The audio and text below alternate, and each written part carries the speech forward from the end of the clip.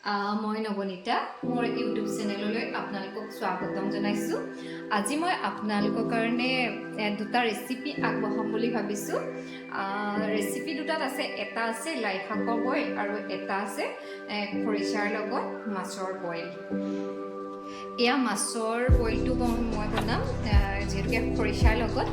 তাৰ বাবে লৈছোঁ মই 3 পিচ মাছ লৈছোঁ, এয়া খৰিচা লৈছোঁ, পিঁয়াজ লৈছোঁ, তাৰ লগত মই ভোট জলকীয়াই ৰান্ধিম যিহেতুকে ভোট জলকীয়াও দিম, কেঁচা জলকীয়াও অকণমান দিম, নহৰু, বিলাহী, ধনিয়া। এইখিনি বইল হোৱাৰ পাছত অকণমান টেঙাৰ কাৰণে মই নেমু টেঙা দিম, টেষ্ট অনুসাৰে নিমখ। এতিয়া মই মাছৰ পিচকেইটা অকণমান লৰাই ল'ম দেই।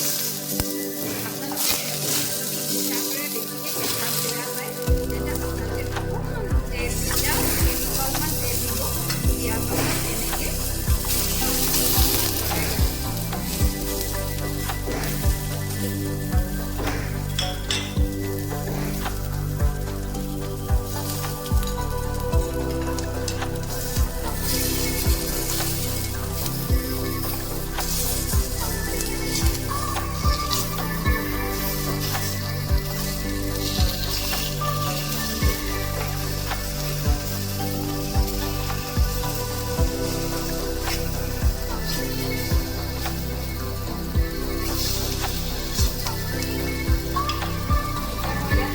পানী দি দিম, পানী দি গৰম কৰি ল'ব।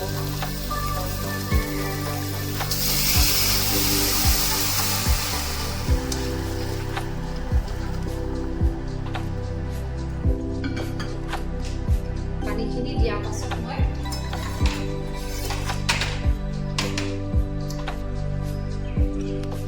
এয়া বিলাহী দি দিম,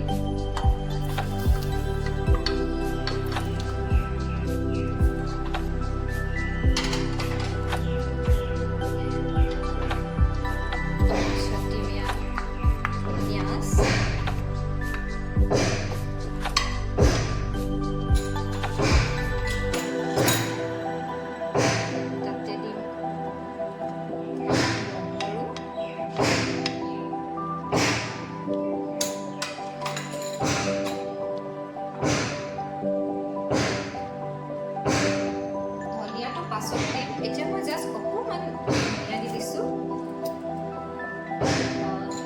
ইয়াত মই কেঁচা জলকীয়া বেছিকৈ ইউজ নকৰোঁ যিহেতুকে মই ভোট জলকীয়াত বনাম।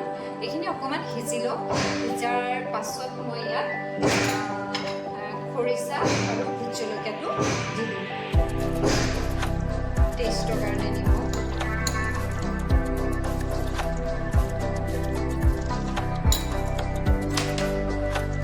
এতিয়া মই ঢাকনাখন লগাই দিম, প্ৰায় আধা ঘণ্টা সিজি যাব।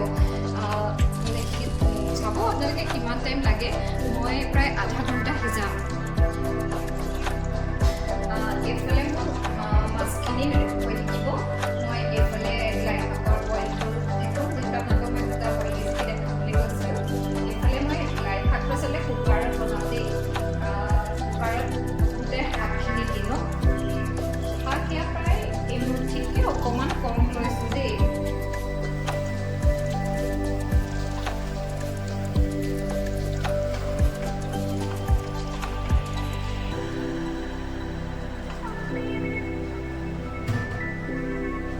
ইয়াত মই দিম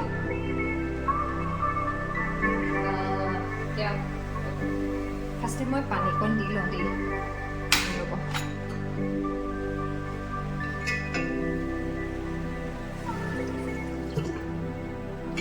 পানীটো বৰ বেছিকৈ নিদিওঁ যিহেতুকে মাছৰ জোল হ'বই। এতিয়া মই ইয়াত দিম এয়া পিঁয়াজ, এয়া নহৰু। ইয়াত মই ভোট জলকীয়া নিদিওঁ, কেঁচা জলকীয়া দি বনাম।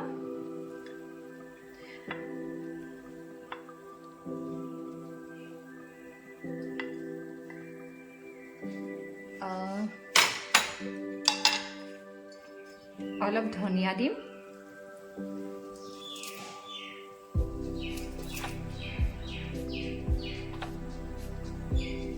টেষ্টৰ কাৰণে নিমখ,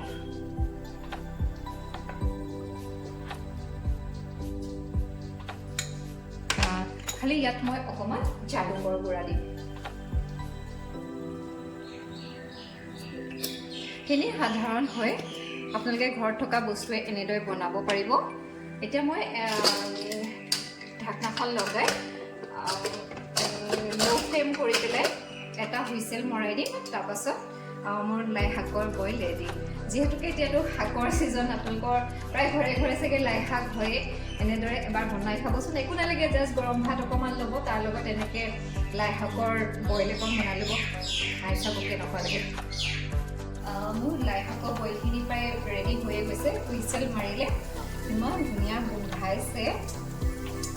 ৰ'ব, মই অকণমান ঠাণ্ডা হওক, তাৰপিছত খুলি পেলাই অকণমান দেৰি আকৌ মই গৰম তাত ধনিয়া দি পেলাই গৰম কৰি দিম। তাৰপিছত মোৰ লাই শাকৰ বইল ৰেডি হৈ যাব। এইখিনিও প্ৰায় হৈছেগৈ।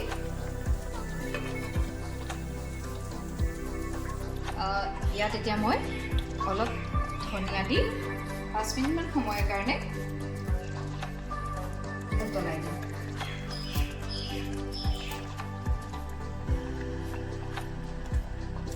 গোন্ধটো কিন্তু বহুত ধুনীয়া ওলাইছে দেই।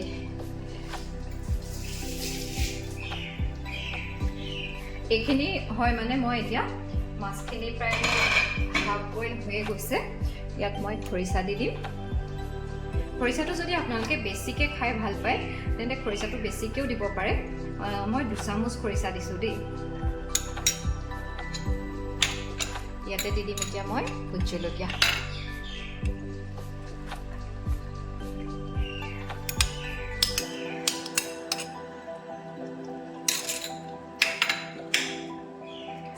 নেমুটো মই এতিয়া নিদিওঁ, খৰিচাত যিহেতু অকণমান টেঙা আছে, তথাপিতো মই অকণমান নেমু দি দিম।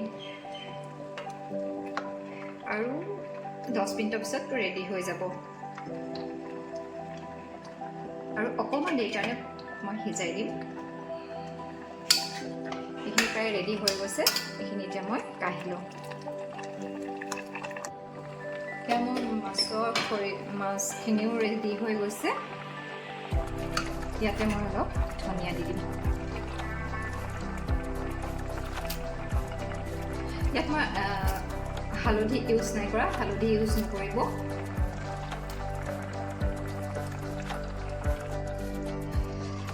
এয়া আজি মোৰ থালিখন ৰেডি হৈ গ'ল। থালিখনত যিহেতুকে কি আছিলে মই প্ৰথমতেই কৈছিলোঁ আপোনালোকক, তথাপিতো মই কৈ দিছোঁ। এয়া লাই শাকৰ বইল, এয়া মচুৰ দাইল, এয়া বাঁহৰ গাজেৰে মাছৰ জোল, অকণমান চালাড, ভাত, আৰু মই চুইট ডিছৰ কাৰণে দিছোঁ অকণমান দৈ আৰু বুন্দিয়া। আজি মোৰ থালিখন কেনেকুৱা লাগিলে আপোনালোকে জনাব। আৰু আপোনালোকে ঘৰতে অতি সাধাৰণভাৱে বনাই খাব পাৰিব। যদি মোৰ থালিখন ভাল লাগিছে এবাৰ লাইক কৰি দিব।